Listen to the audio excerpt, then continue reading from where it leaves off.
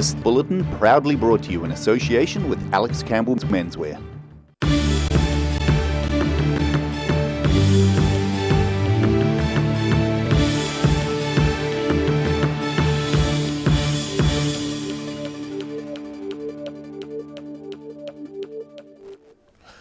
Kia ora, good evening. Welcome to the South Today. I'm Daryl Baser. New Zealand is nearly 3/4 of the way through the COVID-19 lockdown, with the government set to review the Level 4 status on April the 20th. At today's Ministry of Health briefing, they say there's 213 cases of COVID-19 in the southern region, with no new cases announced today.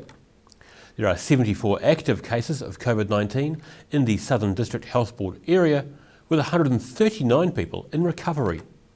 Things are changing for New Zealand as this global pandemic continues to spread, and the South Today isn't immune in the issues facing the nation, as we all band together to stop the spread of COVID-19.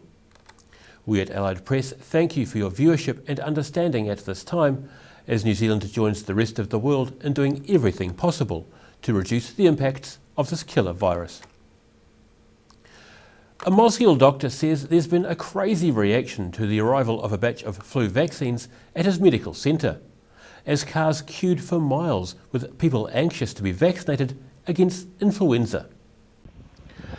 Hundreds of people waited in their cars for a drive-by flu vaccination in Mosgiel yesterday. And a doctor at the Mosgiel Health Centre says it shows how anxious people are about illness and COVID-19. The Mosgiel Health Centre received a new batch of vaccinations on Tuesday and sent out a text message saying it will be having drive-through clinics yesterday, today and tomorrow. Staff say they didn't expect the chaos it's created. The flu vaccination is the regular seasonal shot that many people have to protect themselves against common winter colds. No vaccine against novel coronavirus COVID-19 has been developed yet. In Dunedin, the South Today. Dunedin's food banks have experienced a big surge in demand during the coronavirus lockdown. However, to keep people safe, the doors are shut and food banks are taking inquiries by phone, then delivering parcels to those in need. New Zealand's food banks have seen an increase in demand of about 20% in the last 3 weeks. As part of the lockdown, food bank doors are shut and they're handling inquiries by phone and making deliveries. We are finding that there are more people coming in, and probably people that we wouldn't have seen, actually probably in the last 2 weeks more so. We've had people who've lost their jobs come in and haven't been to a food bank before, so for them to come in and need to access food shows how it is out there in the community.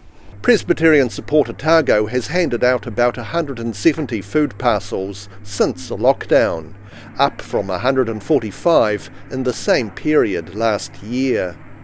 It's sort of emptied our shelves a bit, so yeah, we sort of, even spaghetti, tins of spaghetti, baked beans, we're needing to restock them, just probably the basic essentials. The annual midwinter can appeal probably won't be able to go ahead this year, and they're asking people not to donate food items but instead give to the food bank through their website. We've kind of had to revise how people donate and what that looks like, just in terms of people keeping in their bubble and not having to cross-contaminate and put people at risk, and probably ourselves at risk as well. So we do have a donate button on our website, and so you can choose to where you want to donate that money. So there is a drop-down list, and there is one for food. In Dunedin, the South Today. Yesterday we caught up with Otago Chamber of Commerce Chief Executive Dougal McGowan for an overview of how southern businesses are coping with the lockdown. Today I caught up with a Dunedin businesswoman who runs a yoga business from home and was visiting schools and private clients until the lockdown. For a bit of background, how long have you been teaching yoga around Dunedin? Full time about 1.5 years now. Yeah, so it's still pretty new, really. And as a method of employment, that means a lot of close contact with people. What was your first thought when the Level 4 lockdown came into effect? Well, I had actually the week before I'd stopped my classes because I had a sense that things were changing and moving, and because there's a lot of personal close contact, especially with the kids, they want to hug me, and we use a lot of toys and a lot of props, and I couldn't guarantee things were going to be safe. And so I made the call to stop classes, and the families and the kids were really understanding, especially the families, they understood. Yeah. So I kind of sensed where things were going, just talking to yoga teachers around the world and just my own instincts. Yeah. So yeah. And the government is helping a lot of businesses out. How did you first get on when you applied for government help? I was so appreciative, and like everyone else in the same situation, we were small businesses and everything. We were really uncertain how things were looking, and so appreciative of it. And so I applied for it, and everyone around me was getting accepted, which was wonderful, and I hadn't heard yet, but then I got the email saying I was fine with the uh-oh moment. Yeah. But then I reapplied. Well, I got on the phone the next day. I got on the phone for most of the day and spoke to people, which was really nice, at IRD and WINS, and everything was looking okay with my application. I did everything right, but I couldn't. It was a bit of a mystery to them too as to why it was declined. But then I reapplied the next day, and a few hours later I was accepted. So that was yay. That was a relief. That would have been a bit of a freak out, I imagine, being turned Yeah, down. it was. I was, yeah, but because I'm quite a positive person and see the best of everything, but I was, yeah, that challenged me a little bit that day. I had to do some breathing, do my yoga. but then the next day, yeah, it worked out good. It was just a wee challenge. How have you adapted your business model to cope with COVID-19? What have you done? You can't be in close contact with people. No. What have you done that's changed? No.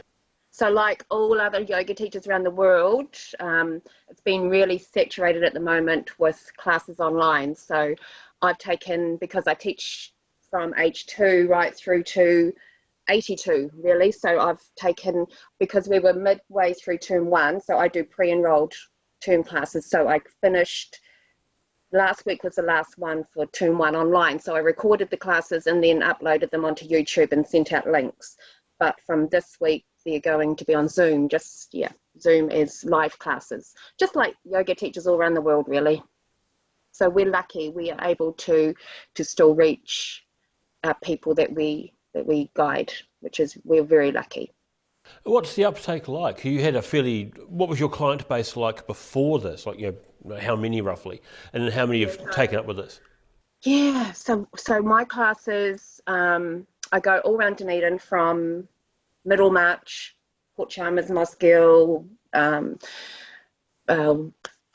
Roslyn. So yeah, I go into the community. So I have probably about 100 people each week that I guide, and that's all ages. And the response has been really good, especially the kids. I really wanted to make sure that the kids still had access to the classes for the breathing and for the relaxation and for the consistency and all that good stuff. So the families have been really appreciative, and the kids. I've had some pretty awesome photos of kids and some beautiful messages, and yeah, so it's really heartwarming. Yeah, I was going to ask how are you getting feedback back from clients? Yeah, from kids and families, and I get a lot of really beautiful, heartfelt messages from kids and mums and dads and caregivers, and yeah. So I imagine at times like this, with the stress of being locked down with a close family, something like meditation and or yoga would be quite beneficial. Absolutely. It's so magical, and it's for all ages, and it's really nice. And I've heard because normally my kids' classes, the kids will get dropped off, and some parents will stay and watch, and some parents will go and do other things. But I've had a lot of messages saying that the families have been involved as well. So it's time, because we're all in our bubbles, and it's been, because I do family yoga also.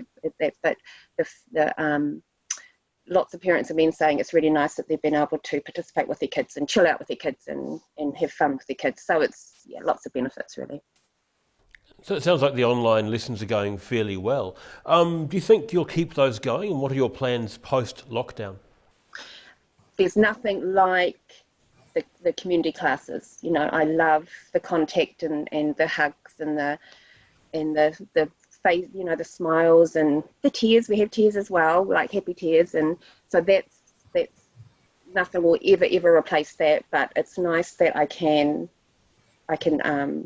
still do classes online. Also, it's really good because a lot of the families say to me they haven't got the time to come to my community classes, or that doesn't fit in their schedules, or other things like that. And so it's nice that they've said, well, they can do it online now, which is nice. So it's not the same, but it still has really good benefits, and I hope to carry it on. Yeah, even if it's just a little part of my business. Yeah. The Prime Minister's announced some of the guidelines of what's going to happen at level 3 this afternoon, and set to make a decision on the 20th. What did you hear her speech at all? How do you think that'll work for you going forward if we do go into level 3 on Monday? No, it wasn't really any surprises for me. I think we're going to be in this situation, and I've kind of planned that I won't be having any community classes in term 2, which with the first week of term 2 now. So I kind of have been expecting to, and starting to plan that I won't have any classes. So I'll continue online as much as I'm needed really, and hoping that term 3 we can have the contact again. Yeah. And that's okay. That's okay. It's excellent. Right. Thank you, Erin. I really appreciate you taking the time today. Nice. Time now for a look at the weather. Tonight's weather proudly brought to you by Molmap. Beginning with the situation, a deep low pressure system moves across the Southern Ocean tomorrow and Saturday, bringing periods of rain to the region and colder southwesterly showers from Sunday. In the southern towns, the Catlins, Balclutha, Lumsden and Gore are all due for showers clearing to mostly blue skies and 14-degree highs. Heading across to the Central Lakes, Queenstown and Alexandra are both heading for moderate northwesterlies, mostly fine conditions and 14 degrees. Wanaka is the same but slightly warmer on 15, while Te Anau can expect fresh westerlies, showers and 13 degrees. In the northern towns, Timaru and Oamaru are due for variable winds, cloudy skies, 15 for Timaru and 14 in Oamaru. While inland, Twizel and Omarama are both in line for fresh northerlies, a few showers and 15 degrees. In Dunedin, it'll be cloudy tonight with light winds and showers developing by dawn with an overnight low of 9 degrees. It'll be cloudy with periods of rain tomorrow and cold temperatures. Expect a high of 12 and a low of 10. It'll be cloudy with scattered light rain on Saturday and strong northeasterlies which are fast dying out. A high of 13 and a low of 10 degrees. Heading down to Invercargill, rain develops tonight with an overnight low of 9 degrees. Rain clears in the morning with moderate northwesterlies and cloudy skies during the afternoon. Expect a high of 14 and a low of 10 degrees. It'll be cloudy and cold on Saturday with frequent showers, southwesterly winds becoming strong and gusty later on. Expect a high of 12 and a low of 9.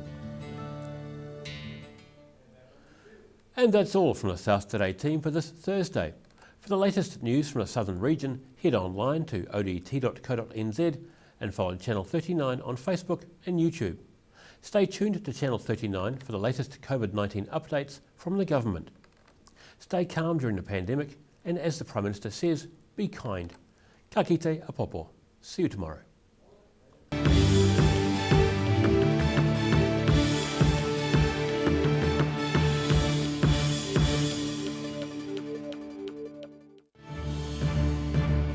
This bulletin proudly brought to you in association with Alex Campbell's Menswear. Supporting local content so you can see more of New Zealand on air.